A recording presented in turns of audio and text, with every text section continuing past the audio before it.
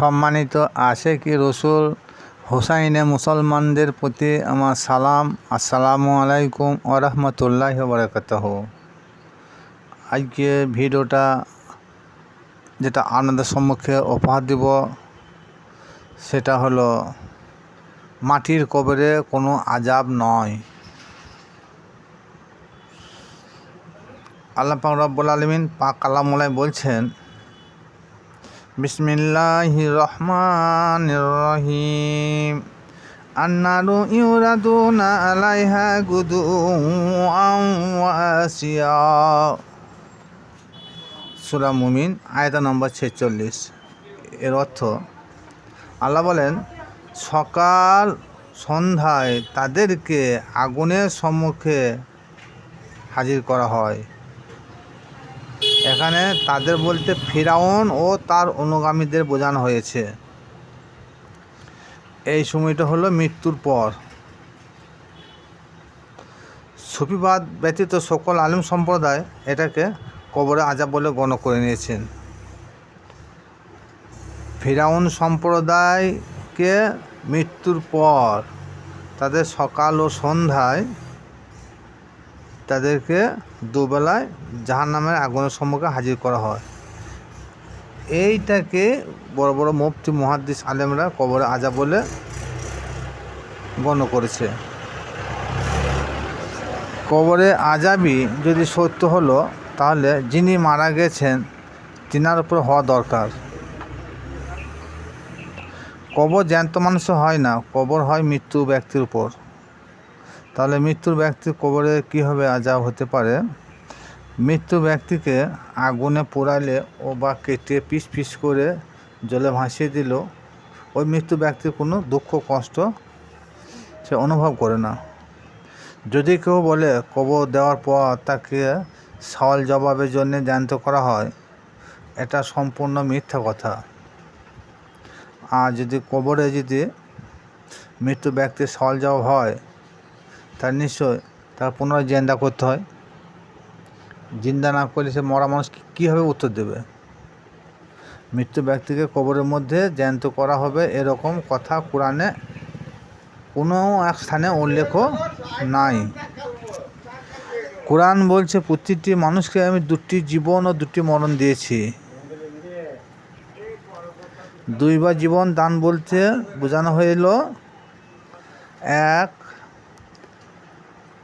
মাতৃ গর্ভে 120 দিন পর তাকে রূহ দান করা হয়, তখনই তার মধ্যে জীবন দান করা হয়। রূহ দান করা মানে জীবন দান করা। দ্বিতীয়বার হলো মৃত্যুর পর কবর থেকে যখন হাসরের মাঠে পুনরায় তোলা হবে, তখন একবার রূহ বা জীবন দান করা হয়। এই হলো দুবার জীবন দান। কবরে দাফন করার পর সেই মৃত্যু ব্যক্তিকে পুনরায় কবরের মধ্যে জীবন দান করা হয়, এ কথা কোরআনে কোথাও এক জায়গাতেও উল্লেখ নাই। তাই যদি থাকতো তাহলে আল্লাহ বলতো, তোমাদেরকে আমি 3টি জীবন ও 3টি মৃত্যু দান করেছি, 3বার জীবন 3বার মরণ দিয়েছি। তা বলেন নাই আল্লাহ। আল্লাহ বলছে, আমি প্রত্যেকটা মানুষকে 2টি জীবন 2টি মরণ দিয়েছি। একথা সমগ্র কোরআন শরীফে কোনো স্থানে উল্লেখ নাই। এবং হাদিসে কবরে আযাব সম্পর্কে যেটা উল্লেখ আছে সেটা কোনো সহিহ সনদ হাদিস দ্বারা প্রমাণিত নয়। এ সম্পর্কে অনেক মতভেদ আছে। ফিরাউনকে প্রত্যহ দুবেলা অর্থাৎ সকাল সন্ধ্যায় জাহান্নামে আগুনের সম্মুখে হাজির করা হয় এবং তার অনুসারীদেরকেও। কিন্তু সারা বিশ্বের লোকের কাছে একটা জ্বলন্ত প্রমাণ আছে যে ফিরাউনের লাশ মিশরে জাদুঘরে মমি করে রাখা আছে। তাহলে আযাব হচ্ছে কার? হ্যাঁ, আযাব সত্যিকারে ভোগ করতে হচ্ছে ফিরাউন ও তার অনুসারীরা নয়। আযাব ভোগ করতে হয় জীব আত্মাকে,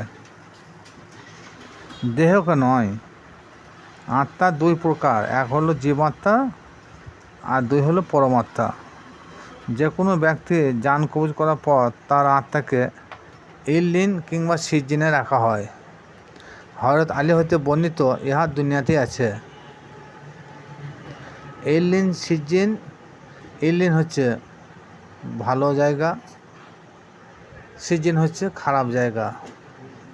ইবনে হাসান বলেন, মুমিন ব্যক্তির আত্মা জাবিয়াই ও কাফেরদের আত্মা হাজরামাউতের বারহুত নামক স্থানে অবস্থান করে। বারহুত, এই বারহুত একটা নোনা জায়গা ও কৃষ্ণবর্ণ এবং সেখানে কীট পুঁজের স্থান। মৃত্যুর পর প্রত্যেকটি আত্মাকে পুনরায় পার্থিব জগতে আল্লাহ পাঠিয়ে দেন তার কর্মের ফল ভোগ করার জন্য। যার যেমন কর্ম তাকে সেরকম ফল ভোগ করতেই হবে।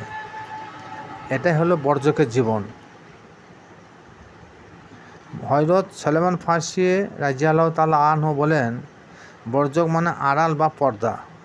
পর্দা বা আড়ালের মাধ্যমে মৃত্যু ব্যক্তির আত্মা কর্মের ফল অনুযায়ী দুনিয়ায় চলাফেরা করে মানব শরীরে কেহ জাহান্নামে প্রবেশ করবে না। সুতরাং বর্জক পর্দার বা আড়ালের অবস্থান।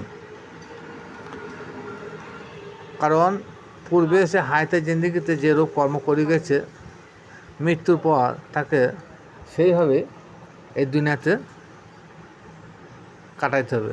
যদি ভালো কাজ করে থাকে সে ইল্লিন নামক স্থানে জীবন কাটাবে, আর যদি খারাপ কর্ম করে থাকে তাহলে সিজ্জিন নামক স্থানে তাকে আবার পুনরায় জীবনযাপন করতে হবে। সেটা মানব রূপে নয়, সেটা বিভিন্ন পশুরূপ হতে পারে, কীটপতঙ্গ দেহধারী হতে পারে, অন্যান্য জীবজন্তু হতে পারে, কিন্তু মানব রূপে কেউ জাহান্নামে যায় না আর যাবে না। মানব রূপে কোনো কিছু কেউ আযাব ভোগ করবে না। আগে বলা হয়েছে ফিরাউন ও তার অনুসারীদেরকে সকাল সন্ধ্যায় জাহান্নামের আগুন দেখানো হয়। তাহলে ফিরাউন তো মিশরের জাদুঘরে ভরা রয়েছে, তাহলে আল্লাহ কি মিথ্যা বলল? আল্লাহ মিথ্যা বলে নয়, কিন্তু এটা হচ্ছে রূপভাষা একটা। কিন্তু ফিরাউনের আত্মার উপরে শাস্তি দেওয়া হয় এবং তার অনুগামী যারা ছিলেন তাদের আত্মার উপরে শাস্তি আল্লাহ বহাল রেখেছেন, সে দেহ উপরে নয়।